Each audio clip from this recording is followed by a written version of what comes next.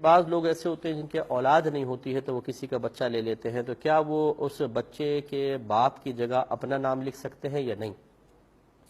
دیکھیں، نبی کریم صلی اللہ علیہ وسلم نے ارشاد فرمایا جو جان بوجھ کر اپنا نسب تبدیل کرے یا اپنے آپ کو غیر باپ کی طرف منسوب کرے وہ جہنم میں جائے گا۔ مفہوم یہ ہے وہ اپنا ٹھکانہ جہنم میں بنائے۔ اس کا مطلب یہ ہوا کہ جان بوجھ کر اپنا نسب تبدیل کرنا یا کسی کا نسب تبدیل کرنا یہ شرعاً منع ہے۔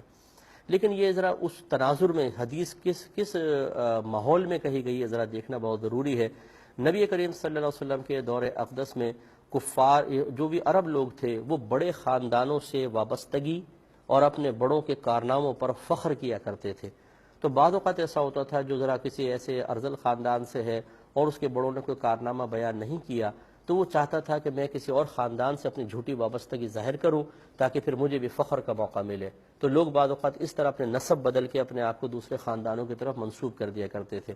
اور میرے آقا صلی اللہ علیہ وسلم اللہ تعالیٰ کی عطا سے یہ ملاحظہ فرما رہے تھے کہ آگے حدیثیں بھی جمع ہوں گی، اگر اسی طرح انساب مشتبہ ہوں گے تو پھر حدیثوں کا معاملہ بھی بہت ہی پیچیدہ ہو جائے گا۔ لہٰذا میرے آقا صلی اللہ علیہ وسلم نے حدیثوں کو اور ان کے راویوں کی جرح کے لیے بالکل صفائی قائم کرنے کے لیے حکم فرمایا کوئی اپنے آپ کو غیر باپ کی طرف منسوب نہ کرے۔ اس کا مطلب یہ ہوا کہ اگر ارادہ ہی یہ ہو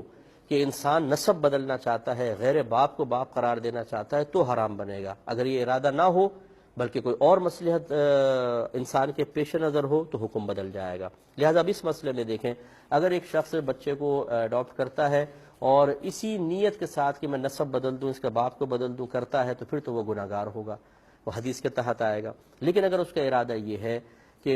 اگر میں سگے باپ کا نام لکھواتا ہوں اس کے تو پھر ڈاکومنٹس کا مسئلہ، بعض اوقات باپ کی حاضری ضروری ہوتی ہے، اس کا شناختی کارڈ یا پاسپورٹ چاہیے ہوتا ہے اور وہ اصل باپ تک پھر رسائی بہت ہی مشکل ہو جائے گی، تو یہ تو بڑے آگے چل کے مسائل ہوں گے۔ اس وجہ سے وہ باپ کے خانے میں اپنا نام لکھواتا ہے اور قصد ارادہ صرف یہ ان پیچیدگیوں سے بچنا،